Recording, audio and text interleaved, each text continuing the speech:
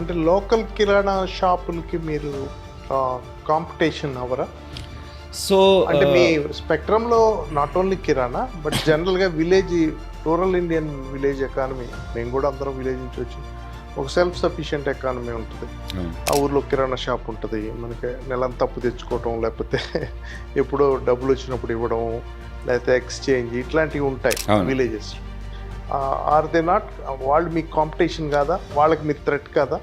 Just డెఫినెట్గా అండి. So ఇప్పుడు ఫర్ ఎగ్జాంపుల్ ఈ రోజు కూడా మన ఇంటి పక్కన వితిన్ 100 మీటర్ల దూరంలో హైదరాబాద్లో కూడా కిరాణా కొట్లు ఉన్నాయి, అలాగే ఆన్లైన్ ప్లాట్ఫామ్స్ ఉన్నాయి.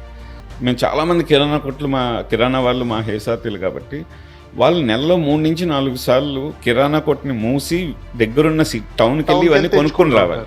ఇవి కూడా ఎక్కడికి వెళ్ళాలి? నాకు ఓన్లీ ఎఫ్ఎంసీజీ ప్రోడక్ట్లు కావాలంటే ఒక హోల్సేలర్ దగ్గరికి వెళ్ళాలి. అదే రైస్ లేకపోతే ఇలాంటివి పప్పులు అవి కావాలంటే ఒక హోల్సేలర్ దగ్గరికి వెళ్ళాలి. వీళ్ళు ఒక 5-6 హోల్సేలర్ దగ్గరికి వెళ్ళి తెచ్చుకోవాలి, అండ్ ఆ రోజు బిజినెస్ పోతుంది. అదే ఎండ్ కస్టమర్ వైపు నుంచి చూసుకుంటే వాళ్ళు ఎయిదర్ వెరీ బేసిక్ ప్రోడక్ట్స్ కావాలంటే ఆ కిరాణా కొట్టుకు వెళ్తారు, లేదంటే దగ్గరున్న టౌన్కి వెళ్ళాలి. అది ఏంటి, మల్టిపుల్ ప్లేసెస్కి వెళ్ళాలి. అలాగే ఇప్పుడు నాకు ఇన్పుట్స్ కావాలి, మండల్ హెడ్ క్వార్టర్స్కి వెళ్ళాలి. అది నేను పండించింది అమ్మాలి, మండీకి వెళ్ళాలి.